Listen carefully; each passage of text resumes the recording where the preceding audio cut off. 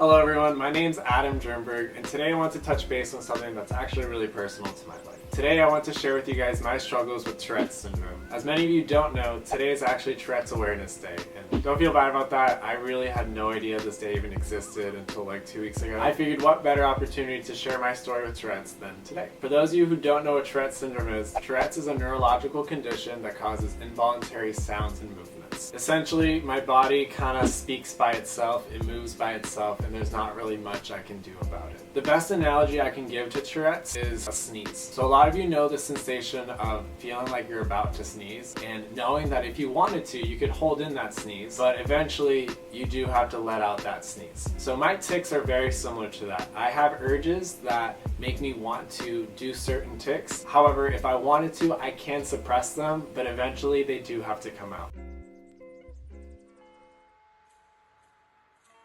I've had Tourette's since I was about 11 years old. That's the earliest memory I have of doing a tic. So when I was younger, I used to shake my head a lot. However, as I grew a little bit older and started entering puberty around 13, my tics started getting a lot worse and they started developing into what's called complex motor tics. So a complex motor tic is just a tic that involves a lot of different muscle groups. One of which that I do a lot, it's really, really aggressive. I snap my neck as hard as I can, I make the sneeze sound, and I pop my shoulder out of place.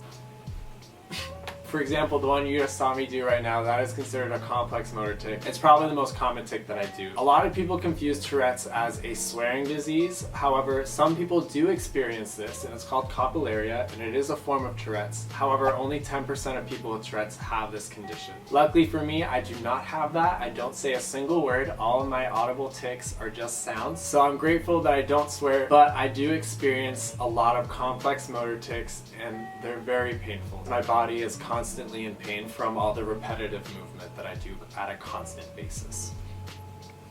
So the interesting part about this is that a lot of my close friends know that I have this condition, but a lot of my friends also don't know that I have this condition. You know, I'm not sure what people are thinking when I do that. Around friends and family, and especially strangers and stuff, I actually am able to control them enough. I will suppress them if I feel embarrassed or I feel like I'm in public and don't really want to let them out. It's really not healthy to do that, so I do try my best to just do them in private or just do them when I'm by myself. I wanted to make this video not to just show you guys the tics that I do and tell you that I have Tourette's. That's not really the goal of this. I wanted to share my story because I want people to know that Tourette's isn't necessarily funny. A lot of people think Tourette's is funny, and I do admit I make fun of myself constantly. Like, I have roommates that are really cool about it. You know, when I do this, you know, they'll be like, clear, you know. Alright, Florida with the thunderstorms. Hello. I have a lot of tics that are just weird. You know, they're weird and I can't really explain them. They just happen. I don't know where they stem from, but I just make these really interesting movements and sounds, and I really don't know why. When I do that, some of my roommates will say, bless you. But the thing a lot of people don't think about with Tourette's is the pain that's involved with doing the tics. So most of my tics involve my neck, my shoulder, and my chest. I also have a lot of tics that involve my hands. And the thing is, when I do those tics, I do them very aggressively, and it's the exact same every single time. So if you hear my shoulder popping, I'm sure it doesn't sound like it feels great, but I'm just clarifying to you that it really does not feel good for me to do that. And unfortunately, there's nothing I can do about it. My shoulder is always going to do that, and it's also one of my longest tics that I've had. Same with my neck. My neck, I snap it as hard as I can to the point where it cracks, and it hurts really, really bad. And when I pop my chest, I pop it so hard that I get a lot of pain in my sternum. I actually have to go see a chiropractor between 2 to 4 times a week, depending on the pain level that I'm feeling that week, because of my tics. And this tic in particular, where I lift up my shoulder, has caused me kind of the most inconvenience. Just the other day when I went to the chiropractor, I went to go grab a glass of water, and when I did, I was about to drink it, and I did the tic and literally dumped all the water on the floor, and it was pretty embarrassing. They looked at me funny, and all I had to do was ask for a napkin to clean it up. There's definitely a lot of uncomfortable points in life when you have Tourette's, but the worst part, I do it so often, my top rib is completely misaligned and way higher than it should be, to the point where it's now poking my sternum and tissue around it because it's not in the right place. The only way to correct that is by not doing that tic, which is literally impossible for me because it's one of my most common tics. A lot of my tics are triggered by sensations and feelings that I have. So for example, some of them I just do and I can't necessarily explain why. So the chest one is it just kind of happens and I feel it. And sometimes once I start, it's really hard for me to stop it. Like right now. Also, the more I talk about my condition, the more I tic. I can't necessarily explain why for that either. You can actually tell what feelings that I am feeling because a lot of my tics are triggered by certain emotions. For example, when I'm really excited, a lot of jump ropers will actually know this one. I cover my face like this and I shake my whole body. And I tend to also make this weird squeaking sound. It's my least favorite tic. It's the most embarrassing tic for me. Super embarrassing. Another one that I do when I'm excited or happy is I clap. And I specifically clap like this. So I clap like this and I clap 7 times and I go really hard. I go 1, 2, 3, 4, 5, 6, 7. And I do it as hard as I can. A lot of you know I actually had broken hands at one point. Like not one, but both, right? I used to do that tic a lot, especially when I had broken hands. So just think about that. 2 broken hands and just clapping as hard as you can. Awful, awful, awful experience. Something with Tourette's a lot of people don't know either. You can actually pick up tics from other people and you can develop new tics. So a lot of tics that I do, I've had since I was young and they're probably gonna be there forever. My shoulder, I've been doing that one for a very long time. And that one actually in particular too, the neck one is probably the longest tic that I've had. But this chest one that I'm doing, I actually just developed that one just only a couple months ago. So it's a lot harder for me to control. I used to have a tic that I thankfully haven't done in a very long time. So knock on wood that it doesn't come back. But I used to, like the clapping one, I used to slap myself in the chest 7 times, really, really hard. And I also used to slap myself in the face 7 times, really, really hard.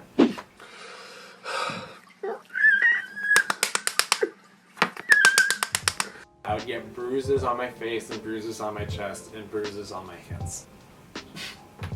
A lot of people ask me if I've tried any medications, I've tried any treatments and stuff, and yes, I've tried numerous amounts of medications. Try one, it helps with one thing, but then you get side effects of another. Try a different one and get less side effects, but it doesn't help it as much. Really just like a guessing game. I've tried alternative methods, they don't necessarily work much better. The best thing that's helped me, to be honest, has been physical activity.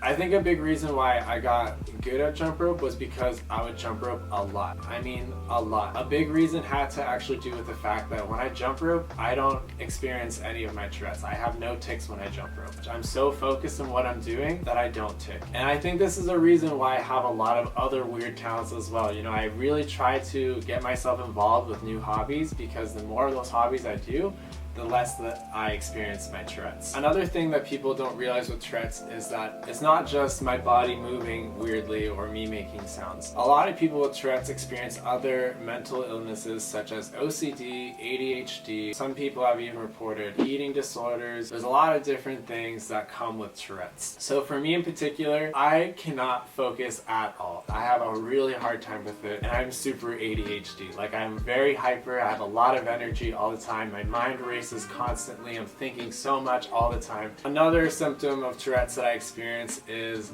an awful memory.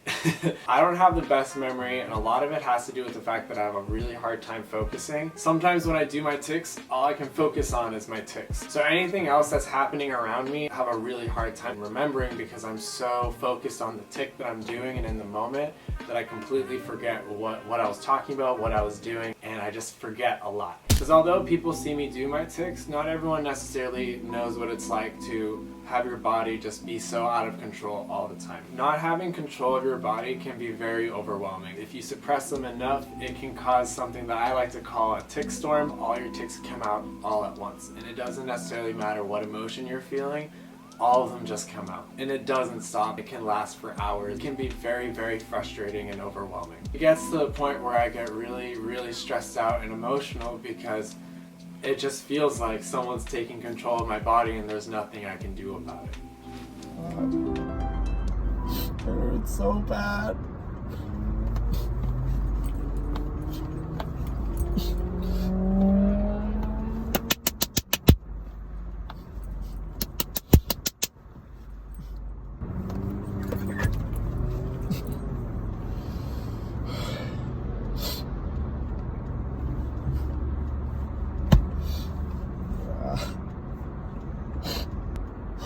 I just want to stop. I want my body to stop. And that's a side of Tourette's that I don't think everybody sees. It really is an internal battle that I fight with all the time at a daily basis. My goal with sharing this is to show you that even though I have Tourette's, I still have goals, I'm still able to achieve those goals, and I'm still able to live a happy, healthy life. While I do live that happy, healthy life, I might make some weird sounds and movements in that process. But I wanted to share this in hopes that maybe I'm helping someone else who also battles with this and gives them inspiration to maybe share their story. Maybe my tips with how I deal with my Tourette's can help them as well. So I wanted to bring awareness to this disorder because there's a lot of stigma around it. I don't swear, and most people like me don't swear either. But I wanted to share that there are other aspects to Tourette's that people don't necessarily see that aren't so funny.